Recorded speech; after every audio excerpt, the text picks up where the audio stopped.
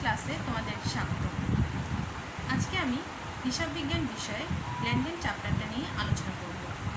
গত পর্বে আমি লেনদেন কী, লেনদেনের প্রভাবেদ এবং লেনদেন কীভাবে সৃষ্টি হয় এসব বিষয় নিয়ে আলোচনা করছি। আজকে আমি লেনদেনের বৈশিষ্ট্য এবং কোনো ঘটনা থেকে লেনদেন কীভাবে সৃষ্টি হয় অথবা কোনো ঘটনার লেনদেন কিনা সেটি নিয়ে আমি আজকে আলোচনা করব। প্রিয় শিক্ষার্থী, তোমরা এখানে দেখতে পাচ্ছ আমি লেনদেনের কয়েকটি বৈশিষ্ট্য এখানে লিখেছি। প্রথম বৈশিষ্ট্য কি? অর্থের অঙ্কে পরিমাপযোগ্য। দ্বিতীয় বৈশিষ্ট্য আর্থিক অবস্থার পরিবর্তন। তৃতীয় বৈশিষ্ট্য দ্বৈত সত্তা। চতুর্থ বৈশিষ্ট্য স্বয়ংসম্পূর্ণ ও স্বতন্ত্র। 5 নম্বর বৈশিষ্ট্যটা হলো বিশ্বমানতা। 6 নম্বর হলো ঐতিহাসিক ঘটনা। 7 নম্বর হলো হিসাব সমীকরণের প্রভাব বিস্তার। তাহলে তোমরা দেখে নিলে তো লেনদেনের কয়েকটা বৈশিষ্ট্য। শিক্ষার্থীবৃন্দ, তোমাদের বোঝার সুবিধার্থে আমি প্রত্যেকটা বৈশিষ্ট্যের পাশে একটা করে উদাহরণ লিখে দিয়েছি। দেখো, প্রথম বৈশিষ্ট্যটা আমরা এখন আলোচনা করব। অর্থের অঙ্কে পরিমাপযোগ্য। উদাহরণ হিসাবে আমি দিয়েছি ম্যানেজারের মৃত্যু অথবা আগুনে বিনষ্ট পণ্য। তোমরা খেয়াল করে দেখো, একটা প্রতিষ্ঠানে যখন ম্যানেজারের মৃত্যু হয় তখন সেটি কিন্তু ব্যবসায় কোনো প্রভাব ফেলবে না, কারণ এটা একটা ক্ষতি, কিন্তু ব্যবসায় ক্ষতি নয়। এই জন্য এটি অর্থের অঙ্কে পরিমাপযোগ্য নয়। আবার দেখো, আগুনে বিনষ্ট পণ্য, একটা প্রতিষ্ঠানের যে পণ্য থাকে সেটা যদি হঠাৎ আগুনে বিনষ্ট হয়ে যায় তাহলে সেটা কিন্তু এক ধরনের ক্ষতি, এবং এই ক্ষতির ফলে ব্যবসায় আর্থিকভাবে লসের সম্মুখীন হবে বা ক্ষতির সম্মুখীন হবে। তাহলে আমরা বলতে পারি যে এটি একটি লেনদেন এবং এটি অর্থের অঙ্কে পরিমাপ করা যাবে। কিন্তু ম্যানেজারের মৃত্যু যেহেতু ব্যবসার কোনো প্রভাব ফেলবে না, আর্থিক অবস্থা পরিবর্তন করবে না, সেহেতু এটি অর্থের অঙ্কে পরিমাপ করা যাবে না। এবার আসো 2 নম্বর পয়েন্টে আমরা যাই, আর্থিক অবস্থার পরিবর্তন। আমরা লেনদেনের সংজ্ঞা থেকে কি বুঝতে পারি? যে লেনদেন হতে হলে অবশ্যই সেটি অর্থের অঙ্কে পরিমাপযোগ্য হতে হবে এবং আর্থিক অবস্থার পরিবর্তন ঘটতে হবে। এখন দেখো, এখানে আমি একটা উদাহরণ হিসাবে দেখিয়েছি তোমাদের। নগদে আসবাবপত্র ক্রয় 5,000 টাকা। নগদে আসবাবপত্র ক্রয়ের ফলে একটা প্রতিষ্ঠানে কী ধরনের প্রভাব বিস্তার করে? নগদে আসবাবপত্র ক্রয়ের ফলে নগদ টাকা হ্রাস পাবে, অন্যদিকে আসবাবপত্র নামক এই সম্পদটি বৃদ্ধি পাবে। তাহলে দেখো, প্রতিষ্ঠানে একটা সম্পদ অর্থাৎ নগদ সম্পদ হ্রাস পাচ্ছে, অন্যদিকে আসবাবপত্র নামক আরেকটি সম্পদ বৃদ্ধি পাচ্ছে। তাহলে আমরা দেখছি যে প্রতিষ্ঠানে একটা হ্রাস বৃদ্ধি হচ্ছে সম্পদে, অর্থাৎ আর্থিক অবস্থার পরিবর্তন হয়েছে। এবার আসো আমরা 3 নম্বর পয়েন্টে যাই, দ্বৈত সত্তা। দ্বৈত সত্তা মানে হলো প্রত্যেকটা লেনদেনে কিন্তু 2টা করে পক্ষ থাকবে। এখন দেখো, এখানে আমি দ্বৈত সত্তা বোঝাতে গিয়ে একটা উদাহরণ দিয়েছি। নগদে বেতন প্রদান করা হলে এখানে 2টা পক্ষ কিভাবে সৃষ্টি হলো? একটা হলো বেতন আর একটা হলো নগদ টাকা, অর্থাৎ এখানে 2টা পক্ষের সৃষ্টি হয়েছে। প্রত্যেকটা লেনদেনের কিন্তু 2টা পক্ষের সৃষ্টি হবে, এক পক্ষ সুবিধা গ্রহণ করবে এবং আরেক পক্ষ সুবিধা প্রদান করবে। এবার আসো স্বয়ংসম্পূর্ণ ও স্বতন্ত্র। 10,000 টাকা পণ্য বিক্রয় করে 7 দিন পর টাকা পাওয়া গেল। এখানে তোমরা হয়তো মনে করছো যে এখানে একটা লেনদেন, কিন্তু এখানে একটু খেয়াল করে আমাদের দেখতে হবে, এখানে কিন্তু 2টা লেনদেন সংঘটিত হয়েছে। যেমন 10,000 টাকা পণ্য বিক্রয় করে, অর্থাৎ 10,000 টাকার পণ্য বিক্রয় করা হয়েছে, এটি একটি লেনদেন, এবং 7 দিন পর টাকা পাওয়া গেল, এটি কিন্তু আরেকটি লেনদেন। অর্থাৎ প্রত্যেকটা লেনদেন কিন্তু একটা আরেকটা থেকে আলাদা। এখানে একটা লেনদেন হিসেবে ধরলে হবে না, এখানে আমাদেরকে ধরতে হবে 2টা লেনদেন। এবার আমি চলে যাচ্ছি দৃশ্যমানতা, অর্থাৎ 5 নম্বর পয়েন্ট। লেনদেন কিন্তু দৃশ্যমান হতে পারে আবার অদৃশ্যমানও হতে পারে। এখানে আমি 2টো উদাহরণ দিয়েছি। প্রথমটা হলো আসবাবপত্র ক্রয় 10,000 টাকা। আসবাবপত্র ক্রয়ের ফলে কি হয়? প্রতিষ্ঠানে সম্পদ বৃদ্ধি পায় এবং নগদ টাকা চলে যায়, অর্থাৎ সম্পদটা এখানে দৃশ্যমান। আসবাবপত্র আমরা চোখে দেখি। তাহলে আসবাবপত্রটা হলো একটা দৃশ্যমান লেনদেন, এটাকে আমরা বলবো দৃশ্যমান লেনদেন। অন্যদিকে অন্যদিকে আসবাবপত্রের অবচয় 2000 টাকা। আমরা জানি অবচয় হলো দীর্ঘদিন যে সম্পদ আমরা ব্যবহার করি সেটার মূল্য হ্রাস পাওয়াকে বলা হয় অবচয়। অর্থাৎ আসবাবপত্রের অবচয় 2000 টাকা, অর্থাৎ আসবাবপত্রের যে মূল্য ছিল সেটার দাম কমে গেছে 2000 টাকা। এটি কিন্তু একটি অদৃশ্যমান লেনদেন। অবচয় সবসময় অদৃশ্যমান লেনদেন হিসেবে তোমাদের চিহ্নিত করতে হবে। এটি একটি অদৃশ্যমান লেনদেন। এবার আসো আমরা 6 নম্বর পয়েন্টে চলে যাই। 6 নম্বর পয়েন্টে কি বলা আছে? ঐতিহাসিক ঘটনা। ঐতিহাসিক ঘটনা বলতে আমরা কি বুঝি? পূর্বে যে ঘটনা ঘটে যায় বা ভবিষ্যতে যে ঘটনা ঘটতে পারে এই ধরনের ঘটনাকে আমরা বলবো লেনদেন। যেমন অনাদায়ী পাওনা সঞ্চিতি 2000 টাকা, এটি ভবিষ্যতে সৃষ্টি হয়। এই লেনদেনগুলো সাধারণত ভবিষ্যতের জন্য আমরা হিসাবে লিপিবদ্ধ করে রাখি। এবার আসো হিসাব সমীকরণের প্রভাব বিস্তার। আমরা জানি একটি লেনদেন অবশ্যই হিসাব সমীকরণকে প্রভাবিত করবে। কিভাবে প্রভাবিত করে সেটি আমরা লেনদেনের যে সূত্রটা আছে, হিসাব সমীকরণের যে সূত্রটা আছে সেটা আমরা একটু বিশ্লেষণ করব। এখানে আমি সূত্রটা লিখেছি। সূত্রটা হলো সম্পদ ইকুয়াল টু দায় প্লাস মালিকানা সত্য। অর্থাৎ লেনদেনে যে দুইটা পক্ষ থাকে সেটা সবসময় সমান হবে। একটা উদাহরণ দিয়ে আমরা ব্যাপারটা ক্লিয়ার হতে পারি। যেমন ধরো আসবাবপত্র ক্রয় 20,000 টাকা। তাহলে আমি কি লিখলাম? আসবাবপত্র ক্রয় 20,000 টাকা। এই লেনদেনের ফলে দুটো পক্ষে সৃষ্টি হয়েছে। অর্থাৎ আসবাবপত্র ক্রয়ের ফলে আসবাবপত্র নামক সম্পদ বৃদ্ধি পেয়েছে। কত টাকা বৃদ্ধি পেয়েছে?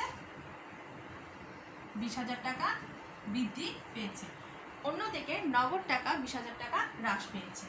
20,000 টাকাটা হবে মাইনাস 20,000 টাকা। অর্থাৎ দেখো, আর ডান দিকে হলো 0, অর্থাৎ এখানেও কিন্তু আমার অ্যান্সার 0 এবং এখানেও কিন্তু আমার অ্যান্সার 0। তাহলে দেখো, অর্থাৎ দুইটা পক্ষ কিন্তু আমার সমান হচ্ছে। সমীকরণের দুইটা পক্ষ আমাকে অবশ্যই সমান হতে হবে এবং একটা লেনদেন সৃষ্টির ফলে কিন্তু হিসাব সমীকরণে এই ধরনের প্রভাবগুলো পড়বে। আমি আরেকটা উদাহরণের মাধ্যমে তোমাদের ব্যাপারটা বোঝাতে পারি। নগদে ক্রয় 5,000 টাকা। এই লেনদেনটি হিসাব সমীকরণের উপর কিভাবে প্রভাব বিস্তার করবে সেটি এখন আমি আলোচনা করছি। নগদে ক্রয়ের ফলে দুটি পক্ষের সৃষ্টি হয়েছে, ক্রয় এবং নগদ। এখানে ক্রয় হলো প্রতিষ্ঠানের জন্য খরচ আর নগদ টাকা হলো প্রতিষ্ঠানের জন্য সম্পদ। তাহলে ক্রয়ের ফলে আমার খরচটা বৃদ্ধি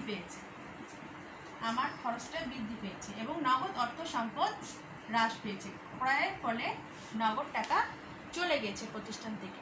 তাহলে এখানে হিসাব সমীকরণটা কি ধরনের প্রভাব ফেলবে? হিসাব সমীকরণটা এখানে আমার যেহেতু আমার নগদ অর্থ সম্পদ হ্রাস পেয়েছে, তাহলে আমি দিতে পারি মাইনাস 5,000 টাকা এবং যেহেতু 5,000 টাকা ক্রয়টা হলো আমার জন্য কি খরচ, এই খরচটা আমার অর্থাৎ মালিকানা সত্ত্ব আমার হ্রাস পাবে 5,000 টাকা। তাহলে দেখা যাচ্ছে আমার উভয় দিক কিন্তু সমান হচ্ছে। অর্থাৎ দেখা যাচ্ছে একটি লেনদেন সংঘটিত হওয়ার পর সেটি কিন্তু অবশ্যই হিসাব সমীকরণের উপর প্রভাব বিস্তার করবে। প্রিয় শিক্ষার্থীবৃন্দ, এতক্ষণ আমরা লেনদেনের বৈশিষ্ট্য নিয়ে আলোচনা করেছিলাম। এখন আমরা আলোচনা করব লেনদেন চিহ্নিতকরণ। অর্থাৎ কোনো ঘটনা লেনদেন কিনা সেটি আমরা এখন চিহ্নিত করে দেখব বৈশিষ্ট্যগুলো দিয়ে। লেনদেনের যে বৈশিষ্ট্যগুলো আমরা পড়েছিলাম সেই বৈশিষ্ট্যগুলো দিয়েই কিন্তু আমরা এখন লেনদেনগুলো চিহ্নিত করব। কীভাবে চিহ্নিত করব? প্রথম উদাহরণটা দেখলে আমরা বুঝতে পারব। 50,000 টাকা দিয়ে মূলধন নিয়ে ব্যবসা আরম্ভ করা হলো। এই লেনদেন দুটি পক্ষের সৃষ্টি হয়েছে। দুটি পক্ষ কি কি? একটা হলো নগদ অর্থ, অন্যটি হলো মূলধন। এই লেনদেনের ফলে দুটি পক্ষের সৃষ্টি হয়েছে। দুটি পক্ষ। আমরা লেনদেনের একটা বৈশিষ্ট্য কিন্তু পড়েছিলাম যে লেনদেনে দ্বৈত সত্তা থাকতে হবে, অর্থাৎ লেনদেনে দুটি পক্ষ থাকতে হবে। এখানে আমরা এই লেনদেন থেকে দেখতে পাচ্ছি যে লেনদেনের দুটি পক্ষ রয়েছে। 50,000 টাকা মূলধন নিয়ে ব্যবসা আরম্ভ করার ফলে ব্যবসায় আর্থিক অবস্থার পরিবর্তন হয়েছে এবং এটি যেহেতু অর্থের মাপকাঠিতে পরিমাপযোগ্য সেহেতু আমরা এটিকে লেনদেন বলব। এবং এর ফলে ব্যবসায় আর্থিক অবস্থায় কীভাবে পরিবর্তন হয়েছে? নগদ অর্থ ব্যবসায় বৃদ্ধি পেয়েছে, মূলধনও বৃদ্ধি পেয়েছে। এবার আসুন, নগদে 15,000 টাকার পণ্য ক্রয়। এখানেও কিন্তু দুটি পক্ষ, একটা হলো ক্রয় এবং অন্য পক্ষ হলো নগদ অর্থ। এখানেও কিন্তু আমরা দুটি পক্ষ দেখতে পাচ্ছি। প্রতিষ্ঠানে 15,000 টাকা ক্রয়ের ফলে, ক্রয় কিন্তু খরচ, ক্রয় হলো একটি খরচ। এখানে খরচটা কি হয়েছে? ক্রয়ের ফলে খরচ বৃদ্ধি পেয়েছে। অন্যদিকে নগদ অর্থ হলো সম্পদ, সম্পদ কিভাবে হয়েছে? হ্রাস হয়েছে। অর্থাৎ আমরা দেখতে পাচ্ছি যে ক্রয় নামক খরচটি বৃদ্ধি পেয়েছে এবং নগদ অর্থ নামক সম্পদটি হ্রাস পেয়েছে, অর্থাৎ প্রতিষ্ঠানে আর্থিক অবস্থার পরিবর্তন হয়েছে, তাই আমরা এটিকে লেনদেন বলব। এবার আসো 3 নম্বর পয়েন্টে। একজন পাওনাদারকে 10,000 টাকা পরিশোধ করা হলো। পাওনাদার, পাওনাদারকে ব্যবসায়িক প্রতিষ্ঠানের কাছে যিনি টাকা পাবেন তাকে আমরা সাধারণত পাওনাদার বলি। পাওনাদার কিন্তু দায় সৃষ্টি করে, পাওনাদার হলো এক ধরনের দায়। এখানেও কিন্তু দুটি পক্ষের সৃষ্টি হয়েছে। একজন পাওনাদারকে 10,000 টাকা পরিশোধ করার ফলে পাওনাদার কিন্তু কমে গেছে, অর্থাৎ পাওনাদার এখানে হ্রাস পেয়েছে। এখানে পাওনাদার কিন্তু, পাওনাদার হলো দায় এবং পাওনাদার কি হয়েছে? হ্রাস পেয়েছে। এবং নগদ অর্থ পরিশোধ, নগদ অর্থ পরিশোধ করার ফলে আমার সম্পদ কি হয়েছে? আমার সম্পদে কিন্তু হ্রাস পেয়েছে। তাহলে দেখা যাচ্ছে এই লেনদেনটিও কিন্তু ব্যবসার আর্থিক অবস্থার পরিবর্তন ঘটিয়েছে। এবার আসো 4 নম্বর পয়েন্টে। 8,000 টাকার পণ্য ক্রয়ে ফরমায়েশ প্রদান করা হলো। এখানে ফরমায়েশ প্রদান করা হয়েছে। ফরমায়েশ প্রদান করার মানে এই না যে আমরা পণ্যটি ক্রয় করে ফেলেছি, অর্থাৎ এখানে ক্রয় এখনো সংগঠিত হয়নি, অর্থাৎ অর্থের আদান প্রদান কিন্তু এখনো হয়নি। সেহেতু আমরা বলতে পারি যে এটি কোনো লেনদেন নয়। এটি আমরা বলবো যে এটি লেনদেন, যেহেতু ফরমায়েশ প্রদান করার ফলে পণ্য আদান প্রদান ঘটেনি। এখানে পণ্যের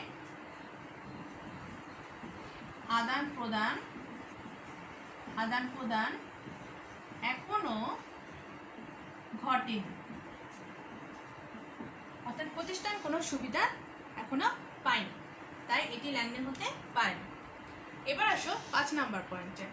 মালিকের ব্যক্তিগত অর্থ হতে 500 টাকা চুরি হয়ে গেছে। তোমাদেরকে আগে একটা জিনিস মনে রাখতে হবে, মালিক এবং ব্যবসা প্রতিষ্ঠান এই দুটো কিন্তু আলাদা সত্তা। মালিকের ব্যক্তিগত কোনো ঘটনা কিন্তু ব্যবসায় প্রতিষ্ঠানে কোনো প্রভাব ফেলবে না। তাই মালিকের ব্যক্তিগত অর্থ হতে 500 টাকা চুরি হওয়ায় এটি মালিকের একটা ব্যক্তিগত ক্ষতি, এটা ব্যবসায় প্রতিষ্ঠানে কোনো ক্ষতি নয়। সেহেতু ব্যবসা প্রতিষ্ঠানে কোনো আর্থিক অবস্থার পরিবর্তন হবে না, তাই আমরা বলতে পারি এটি লেনদেন নয়। তোমাদের আরো অনেক কিছু মনে রাখতে হবে যে মালিকের ব্যক্তিগত অর্থ হতে 500 টাকা চুরি হয়ে গেছে, এই ধরনের আরো কিন্তু লেনদেন আমরা দিতে পারি। যেমন মালিকের স্ত্রীর গহনা চুরি হয়েছে, এটা কিন্তু একটা ব্যক্তিগত ঘটনা। অথবা এরকম হতে পারে যে মালিকের ছেলের বেতন দেওয়া হয়েছে, এটাও কিন্তু মালিকের একটা ব্যক্তিগত ঘটনা। তাহলে আমরা দেখতে পাচ্ছি যে ব্যক্তিগত কোনো ঘটনা ব্যবসায় প্রতিষ্ঠানে কিন্তু কোনো প্রভাব বিস্তার করবে না। প্রিয় শিক্ষার্থী, সার্বিক ক্লাস শেষে আমি অবশ্যই বলতে পারি যে তোমরা এই বাড়ির কাজটি অবশ্যই বাসায় করতে পারবে। তাহলে বাড়ির কাজটি লিখে নাও।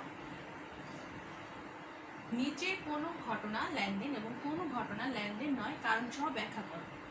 মালিক ব্যাংক হতে ব্যক্তিগত প্রয়োজনে ঋণ গ্রহণ 20,000 টাকা, আসবাবপত্র বিক্রয় 30,000 টাকা, 3 নম্বর পয়েন্ট, মালিক তার ব্যক্তিগত তহবিল থেকে ছেলের বেতন দিলেন 2000 টাকা। 4, আলমারি ক্রয়ের ফরমাইশ প্রদান 40,000 টাকা। 5 নম্বর পয়েন্ট, বাকিতে মণিহারি ক্রয় 5,000 টাকা। প্রিয় শিক্ষার্থী, তোমরা কিন্তু অবশ্যই বাড়ির কাজগুলো বাসায় করে ফেলবে। স্কুল খোলার পর কিন্তু আমি তোমাদের এই বাড়ির কাজগুলো অবশ্যই চেক করব, এবং এই বাড়ির কাজ থেকে কিন্তু আমি তোমাদের মূল্যায়ন পরীক্ষা নিব। অতএব পরীক্ষার জন্য রেডি হতে হবে এবং নিয়মিত বাড়ির কাজ করতে হবে। আগামী ক্লাস দেখার আমন্ত্রণ রইল। আল্লাহ হাফিজ।